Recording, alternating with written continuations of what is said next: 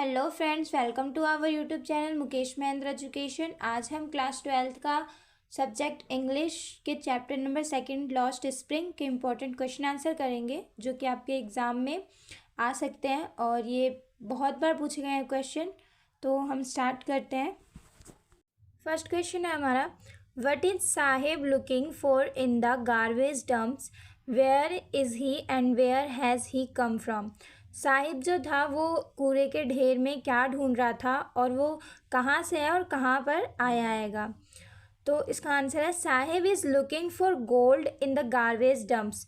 साहिब उस कूड़े के ढेर में सोना ढूंढता है। He is living in the neighbourhood of the author, और जो ऑथर है उनके पड़ोस में ही वो रहता है। He along with his parents had come to Delhi from Bangladesh many years, और कई साल पहले वो अपने माता पिता के साथ बांग्लादेश से दिल्ली में आया है। His house was located in the midst of the years fields of Bangladesh, which was destroyed by the storms. Bangladesh में उसका घर ग्रीन मैदान के बीच में था, हरे मैदानों के बीच में, जो कि स्टॉर्म्स यानी तूफान आने के कारण डिस्ट्रॉय हो गया था।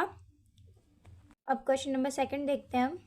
What explanation does the author offer for the children not wearing footwear? Author ने क्या एक्सप्लेन करा कि जो बच्चे हैं, चिल्ड्रन है, वो फुटवेयर यानी चप्पल क्यों नहीं पहनते, वो नंगे पैर क्यों रहते हैं। तो इसका आंसर देखते हैं। According to the author, author के अनुसार, being barefoot is a practice and not just a lack of money. नंगे पैर घूमना उनकी वहाँ पर एक प्रथा है, ना कि पैसों की कमी के कारण वो लोग चप्पल नहीं पहनते हैं या फुटवेयर नहीं पहनते हैं।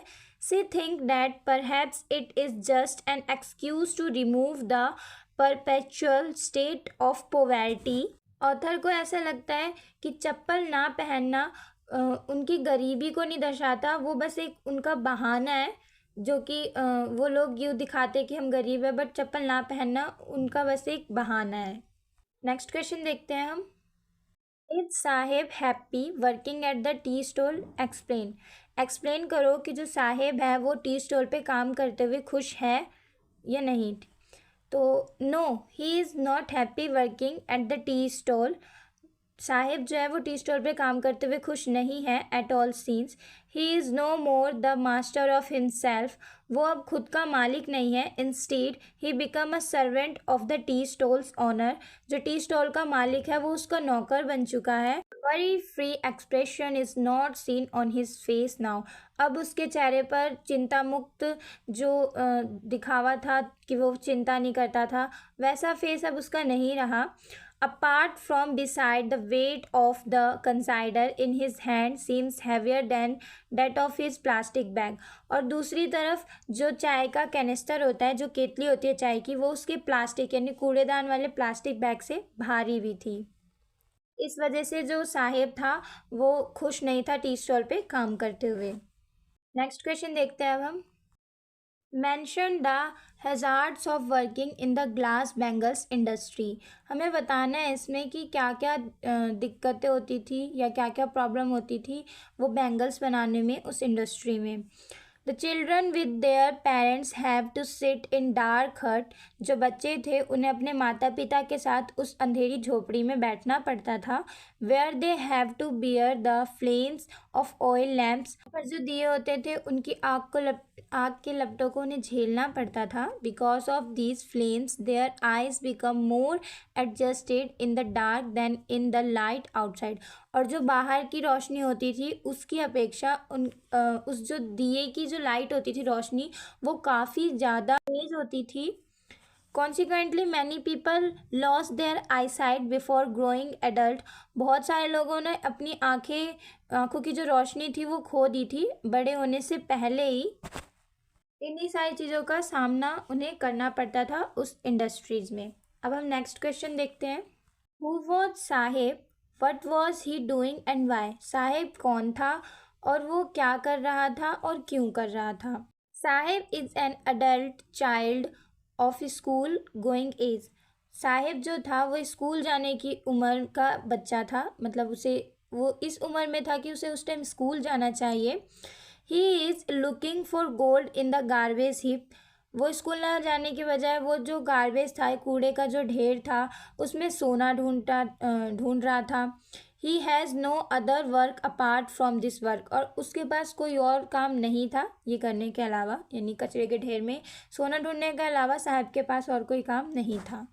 But promise like mine abound in every corner of his black world, उस ब्लैक वर्ल्ड में हर कोने में ऐसा प्रॉमिस करता था हर कोई। What promise does the author recall was in fulfilled, और जो ऑथर है उसको प्रॉमिस कौन सा याद आया, इसका आंसर देना है हमें।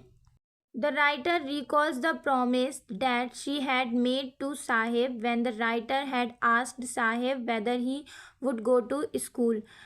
जो ऑथर थी उनको याद आया कि उन्होंने साहिब से एक वादा किया था, उनसे साहिब से पूछा था कि अगर वो उसका एडमिशन स्कूल में करा दे या उसके लिए एक स्कूल बनवाए तो क्या वो स्कूल जाएगा। साहिब इमीडिएटली एग्रीड, साहिब तुरंत मान जाता है। However that promise of the writer could not be fulfilled, जो कि जो ऑथर थी वो प्रॉमिस वो पूरा नहीं कर पाई।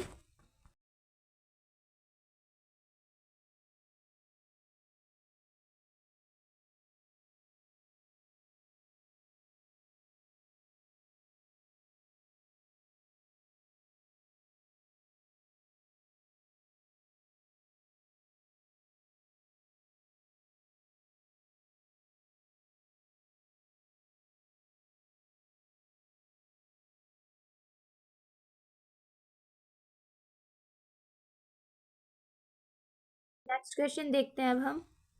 What makes the city of Firozabad famous, Firozabad city को कौन सी चीज़ फेमस करती थी, यानी उस शहर को। Firozabad is famous for its bangle making industries, more than half population of the city is engaged in this work. Firozabad को चूड़ियाँ बनाने के लिए बहुत ही फेमस माना जाता हैगा, क्योंकि फिरोज़ाबाद में हर कोई चूड़ी बनाता हैगा, और उस शहर में यानी फिरोज़ाबाद में आधे से ज़्यादा लोग चूड़ियाँ बनाने में ही लगे रहते हैं। Firozabad is the centre of India's glass blurring industries, Firozabad जो है वो भारत का केंद्र है ग्लास ब्लरिंग इंडस्ट्रीज़ का। Several generation spend their life working in the industries of it, और कई पीढ़ियों ने इसी इंडस्ट्रीज़ में काम किया हैगा और अपना सारा जीवन इसी काम को करने में व्यतीत किया है, इसी इंडस्ट्रीज़ में। सो आई होप फ्रेंड्स आपको वीडियो अच्छी लगी होगी और समझ भी आया होगा। अगर वीडियो अच्छी लगी हो तो वीडियो को लाइक कर देना, चैनल को सब्सक्राइब कर देना और ज़्यादा से ज़्यादा शेयर कर देना। और हाँ, इस क्वेश्चन को 100% याद कर लेना, क्योंकि इसमें से एक दो क्वेश्चन तो पक्का आएंगे।